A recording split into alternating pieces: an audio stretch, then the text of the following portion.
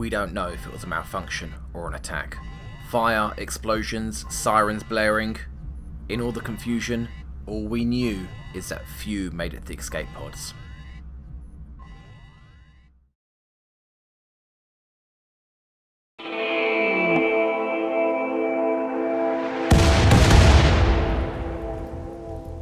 Of the first cluster of life pods to evacuate, only 3 made it through the planet's atmosphere. And of those 3, there was only 1 survivor. And in the next few days, we'd come to know her as Elenia. And besides losing a big toe in the crash, she incredibly didn't suffer any major injuries. But even the smallest wound can become septic over time, and she'd die without medical treatment, and she knew it. Lucky for her, help was on the way. Unfortunately, that help would be in the exact same position she was in.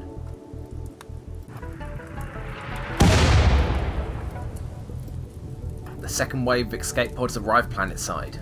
This time, 5 of them, but our cruise liner wasn't exactly top of the line. These escape pods weren't designed for atmospheric entry.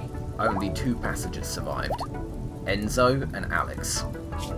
Incredibly, Alex came out standing, even though he'd lost his right arm in the crash, on top of the expected lacerations, as well as a severely bruised torso. Enzo, on the other hand, was barely conscious. Although lucky to be alive, he'd suffered a concussion, as well as losing his left hand. Our wounds had to be treated, or none of us would survive, but we knew we couldn't stay here. More of the ship would come crashing down around us, so we quickly set up a small triage camp next to a nearby rock formation. And Alex, with Enzo in tow, limped his way to our new temporary camp. And not a moment too soon, more escape pods were on their way. Another 5 pods made it through. Unfortunately, no survivors. Things were looking grim. It was starting to look like we were all that was left. Pushing Alex aside, Elenia began to work on Enzo's injuries.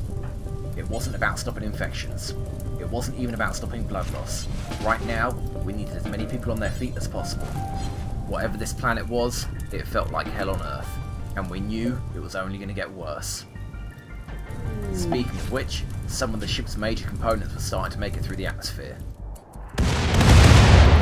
Thankfully, it was only a few of the ship's auxiliary capacitors, and with any luck, that would be the most dangerous parts of the ship that will make it down to our crash site.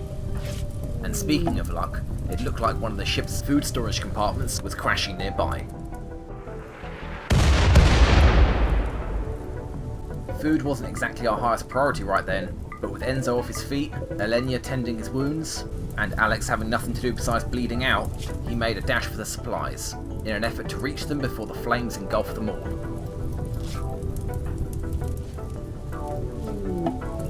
It looked like another piece of the ship was crashing down, this time one of those primitive nutrient paste dispensers.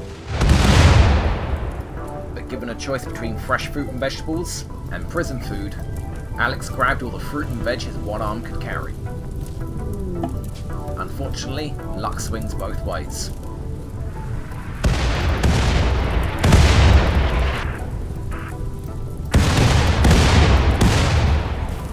We narrowly escaped a sudden demise. This area was a death trap. With so much debris falling out the sky, we couldn't stay here long. Enzo needed to be on his feet now.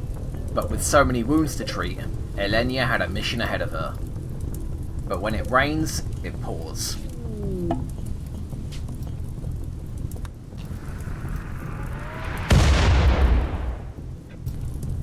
This time it wasn't such a close shave. And given that our current triage camp wasn't exactly in the most ideal position, Alex decided that moving the food out of range of the fire was good enough.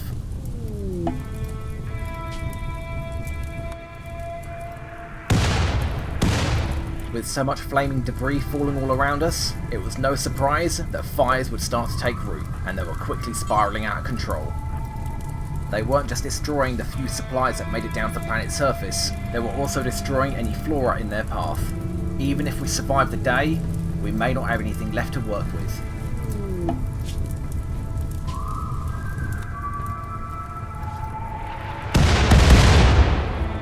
But finally, it started to look like someone up there was looking out for us. medical supplies, even prosthetic limbs. We had to save them from the fire. It was our only hope of getting people back up to 100%. New priorities. Alex dropped off the last supply of food he'd grabbed from the fire and headed for the wreckage of the medical compartment. Unfortunately, because of Enzo's injuries, he was still unable to stand. But the thought of losing all those medical supplies was enough to give Enzo the strength he needed to get onto his feet. Either that or Elenia's medical care kicked in just in time.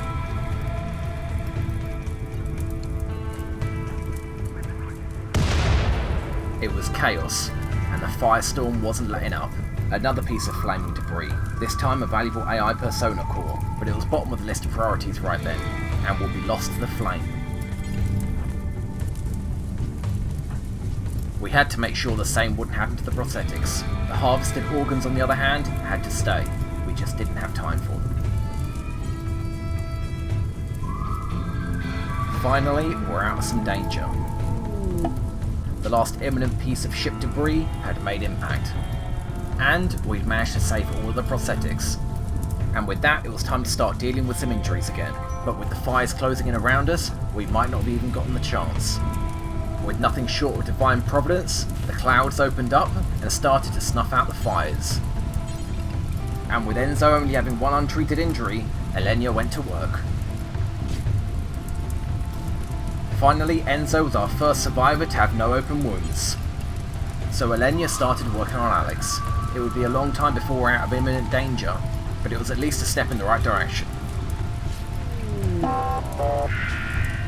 One of the ship's auxiliary capacitors was beginning to become unstable because of the rain. Thankfully, it was nowhere near us. After a 2-minute power nap, Enzo was back on his feet, and ran to grab the food that Alex saved and bring it back to our camp. Little did he know, we weren't staying here long. After a quick scout around, we discovered a more ideal location for a permanent base. And with Elenia tending to Alex's wounds, before Alex would then be tending to hers, that left the one-handed Enzo on pack mule duty. Meanwhile, the rains had stopped short of putting out the wildfires, which meant the downpour had only bought us time. But if nothing else, Elenia had finished treating all of Enzo's wounds, which meant it was time for Enzo to return the favour, but it would be slow going. Unsurprisingly, bandaging wounds can be tricky when you've only got one arm.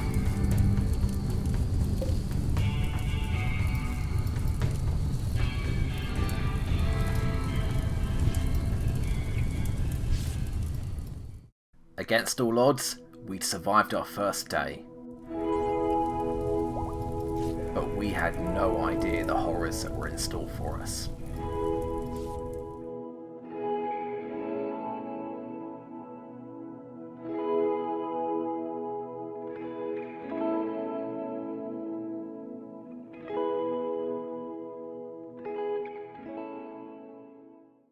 It's totally worth it. Regret nothing!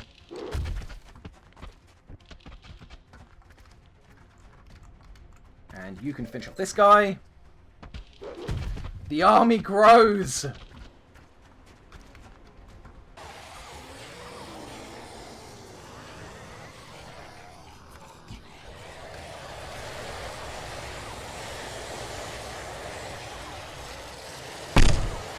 So what did we learn? If there's an apocalypse that has zombies like the ones out of Resident Evil, everyone's going to have a jolly good time. Well, except the zombies. But if it's like out of 28 Days Later, well, then everyone's screwed.